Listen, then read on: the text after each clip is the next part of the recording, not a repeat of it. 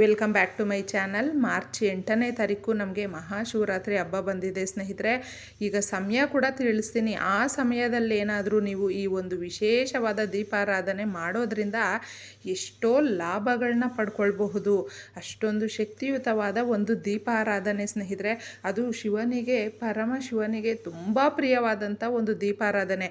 ಈ ಒಂದು ದೀಪಾರಾಧನೆ ಮಾಡೋದ್ರಿಂದ ನಮ್ಮ ಜೀವನದಲ್ಲಿ ಏನೇ ಕಹಿ ಘಟನೆಗಳು ನಡೆದಿದ್ರೂ, ಎಷ್ಟೇ ಕಹಿಯಾದ ಜೀವನ ನಾವು ನಡೆಸ್ತಾ ಇದ್ದೀವಿ ಅಂದ್ರೂ ಅದು ಸಿಹಿ ಜೀವನಕ್ಕೆ ಒಂದು ಕನ್ವರ್ಟ್ ಆಗುತ್ತೆ ಅನ್ನೋದರಲ್ಲಿ ಸಂದೇಹನೇ ಬೇಡ. ಯಾಕಂದರೆ ತುಂಬ ಕಠಿಣವಾದ ಸಮಸ್ಯೆಗಳನ್ನ ನಾವು ಎದುರಿಸ್ತಾ ಇದ್ದೀವಿ, ನಮಗೆ ದಾರಿನೇ ಕಾಣ್ತಾ ಇಲ್ಲ, ಮುಗಿದೋಗಿದೆ ನಮ್ಮ ಜೀವನ ಅನ್ನುವ ಸಮಯದಲ್ಲಿ ಈ ದೀಪಾರಾಧನೆ ಮಾಡ್ತಾರೆ ಸ್ನೇಹಿತರೆ.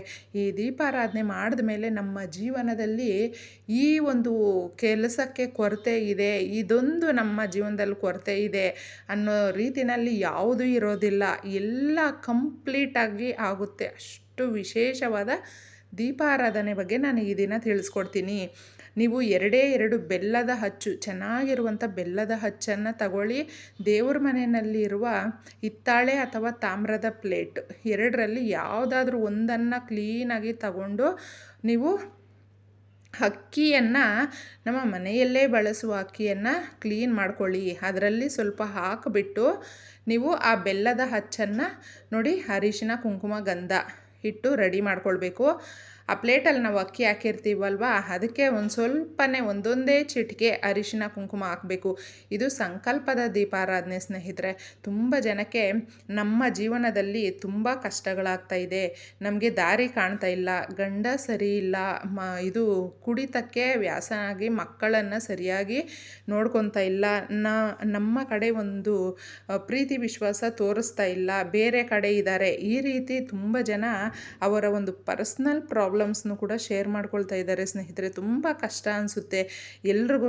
ಅವರ ಜೀವನದಲ್ಲಿ ಅವರು ಅಂದುಕೊಂಡಿರುವ ರೀತಿಯಲ್ಲೇ ಜೀವನ ನಡೆಸೋದಕ್ಕೆ ಈ ಒಂದು ದೀಪಾರಾಧನೆ ಮಾಡಬಹುದು. ತುಂಬ ಜನ ಮಕ್ಕಳು ನಮ್ಮ ಮಾತು ಕೇಳ್ತಾ ಇಲ್ಲ, ಗಂಡ ನಮ್ಮ ಮಾತು ಕೇಳ್ತಾ ಇಲ್ಲ, ಮಕ್ಕಳು ಸರಿಯಾಗಿ ಒಂದು ವಿದ್ಯಾಭ್ಯಾಸ ಮಾಡ್ತಾ ಇಲ್ಲ, ಸುಸಂಸ್ಕೃತರಾಗಿ ಬೆಳಿಬೇಕು, ನಮ್ಮ ಮನೆಯಲ್ಲಿ ತುಂಬ ಬಡತನ ಅನ್ನೋದು ಕಾಡ್ತಾ ಇದೆ, ಆರ್ಥಿಕ ಸಮಸ್ಯೆ, ಸಾಲಗಳು ಜಾಸ್ತಿ ಆಗಿದೆ, ತೀರಿಸೋ ಒಂದು ದಾರಿ ಕಾಣ್ತಾ ಇಲ್ಲ. ಈ ರೀತಿ ಏನೇ ಕಷ್ಟಗಳಿರಬಹುದು ಸ್ನೇಹಿತರೆ, ಅದಕ್ಕೆಲ್ಲ ಈ ಒಂದು ದೀಪಾರಾಧನೆ ತುಂಬ ಪ್ರಯೋಜನಕ್ಕೆ ಬರುತ್ತೆ.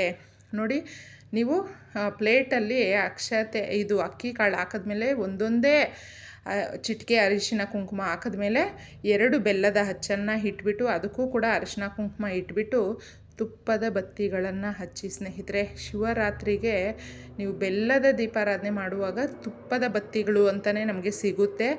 ಸ್ವಲ್ಪನೇ ತುಪ್ಪ ಹಿಡಿಯುತ್ತೆ. ತುಪ್ಪದ ಬತ್ತಿಗಳನ್ನ ಇಟ್ಟು ನೀವು ಹೂವಿನ ಅಲಂಕಾರ ಎಷ್ಟು ಬೇಕಾದರೂ ಮಾಡ್ಕೊಳ್ಬಹುದು. ಬಿಲ್ವ ಪತ್ರೆ ಸಿಕ್ಕಿದ್ರೆ ತುಂಬ ವಿಶೇಷ. ಈ ಥರ ಅಲಂಕಾರ ಮಾಡಿಕೊಂಡು ದೇವರಿಗೆ ಸಂಜೆ 4 ಗಂಟೆಯಿಂದ 7 ಗಂಟೆಯ ಒಳಗೆ ಈ ಒಂದು ದೀಪಾರಾಧನೆ ಮಾಡೋದು. ಚೆನ್ನಾಗಿ ಆ ಸಮಯನ ತಿಳ್ಕೊಳ್ಳಿ. ಆ ಸಮಯದಲ್ಲೇ ನೀವು ದೇವಸ್ಥಾನದಲ್ಲಾದರೂ ಮಾಡಬಹುದು, ಮನೆಯಲ್ಲಾದರೂ ಮಾಡಬಹುದು. ಅಷ್ಟು ವಿಶೇಷವಾಗಿರುತ್ತೆ. ಸಂಕಲ್ಪ ಮಾಡ್ಕೊಳ್ಳಿ, ಬೆಟ್ಟದಂತೆ ಇರುವ ನಮ್ಮ ಕಷ್ಟಗಳನ್ನ ಕರಗಿಸ್ಬಿಡು ಕರ್ಪೂರದಂತೆ ತಾಯಿ ಅಂತಂದ್ಬಿಟ್ಟು ನೀವು ಆ ಒಂದು ಶಿವನನ್ನು ಹಾಗೂ ಪಾರ್ವತಿ ದೇವರನ್ನು ಇಬ್ಬರನ್ನೂ ಕೇಳ್ಕೊಳ್ತಾ ಸಂಕಲ್ಪ ಮಾಡಿಕೊಂಡು ಈ ದೀಪಾರಾಧನೆ ಮಾಡಿ.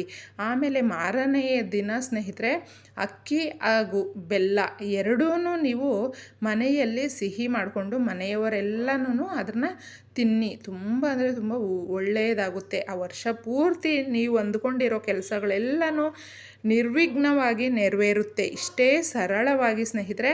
ಈ ವಿಡಿಯೋ ನಿಮ್ಗೆ ಇಷ್ಟ ಆಗಿದ್ದರೆ ತಪ್ಪದೆ ನಮ್ಮ ಚಾನಲ್ಗೆ ಸಬ್ಸ್ಕ್ರೈಬ್ ಮಾಡ್ಕೊಳ್ಳಿ. ನಿಮ್ಮ ಅನಿಸಿಕೆ ಅಭಿಪ್ರಾಯನ ಕಮೆಂಟ್ ಮುಖಾಂತರ ತಿಳಿಸಿ ಸ್ನೇಹಿತರೆ. ನಾನು ಸಿಗ್ತೀನಿ ಮುಂದಿನ ವಿಡಿಯೋನಲ್ಲಿ. ಅಲ್ಲಿವರೆಗೂ ಧನ್ಯವಾದ.